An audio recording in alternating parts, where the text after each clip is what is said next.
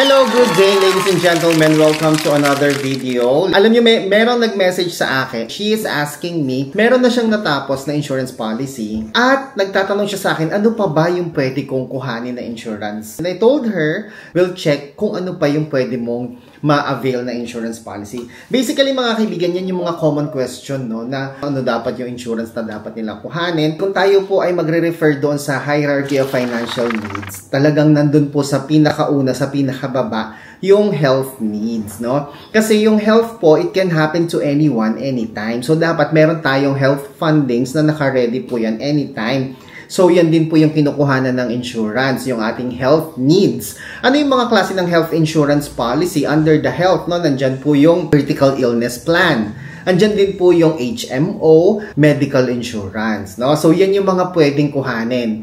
Yung client ko po, meron na kasi siyang HMO. Sabi niya sa akin na meron na silang HMO. Pero alam niyo po ba, merong medical insurance ang AXA. Ito po yun, no? Yan. Global Health Access. Yan, ganda, di ba? Ito pong Global Health Access, ito po isang medical insurance plan na merong face amount, no? Na merong annual benefit limit na 100 million pesos every year. Hindi mo naman yan magagamit eh. Ito'y preparation lamang na kung sakali mang magkaroon po ng untoward incident, accident, emergency, critical illness, hospitalization, rabies, no, kagat ng aso, di ba?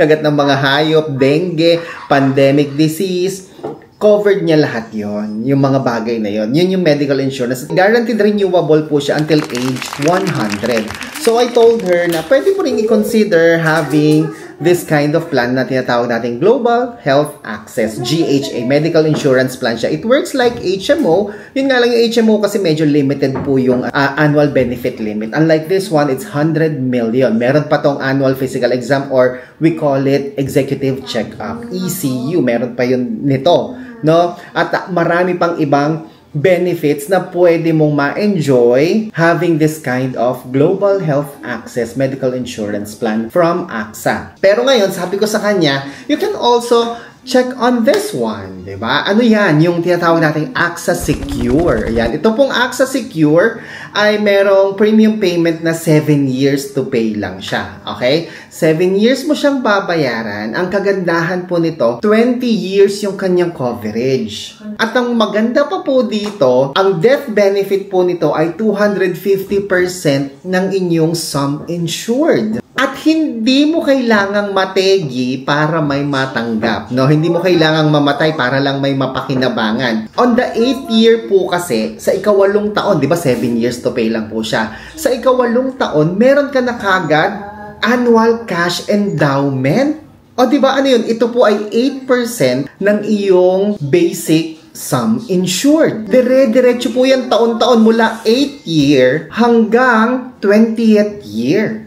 At hindi lang po yan mga kaibigan.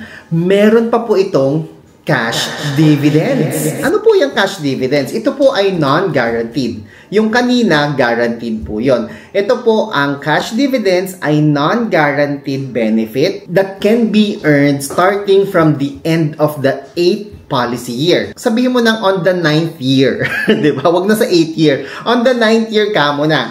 Doon mo mapapakinabangan o matatanggap yung tinatawag na non-guaranteed benefit. Ito po yung dividendo galing sa AXA Philippines. Kung maganda yung performance ng company, meron kang dividendo. Wala pong guaranteed percentage kasi depende nga po sa performance ng company. Nasa average of 3%, minsan mababa, minsan mataas. Depende po sa company performance ng AXA Philippines. At isa pa pong maganda dito sa AXA Secure, ladies and gentlemen, meron po itong maturity benefit. Yung maturity benefit, ladies and gentlemen, ay isang lump sum benefit equivalent po sa 100% ng inyong basic sum insured. So kung ang basic sum insured mo ay 1 million, adi may 1 million ka, 1 million lump sum cash na matatanggap mo on the 20th year ng iyong policy. So hindi mo kailangang mamatay para mapakinabangan yung sum insured. O, di ba? At hindi lang po yan, may value-added benefit pa po ito. Kapag tayo po ay na-diagnose ng isang terminal illness,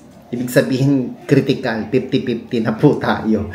No, for example, stage 4 cancer. Meron po tayong pwedeng mapakinabangan na accelerated benefit na 50% accelerated. Ayan, no? Advances 50% of the death benefit. So, kung ang death benefit mo ay 1 million, dahil na-diagnose si client ng terminal illness, hindi na hintayin pang mategi siya. I-advance na natin yung kanyang 50% ng 1 million, which is 500,000, para mapakinabangan na po pampagamot ng isang kliyenteng na-diagnose na may terminal illness. O, diba? Ang ganda ng plan na to. So, for example, bigyan ko kayo ng example.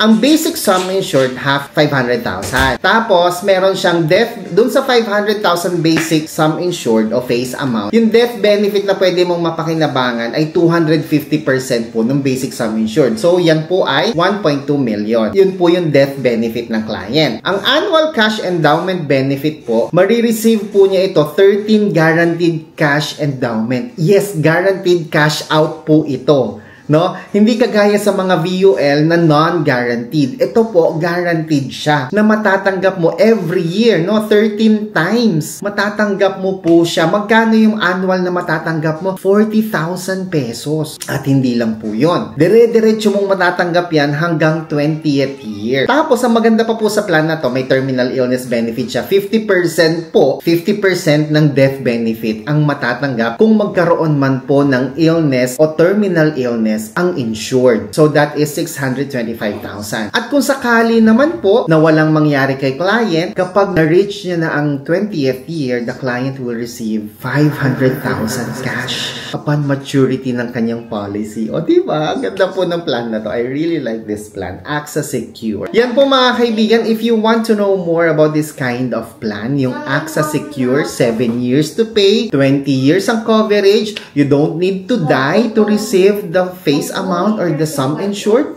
Hindi mo walang kailangan mamatay, no? Ang kailangan lang natin i-insure ang ating sarili.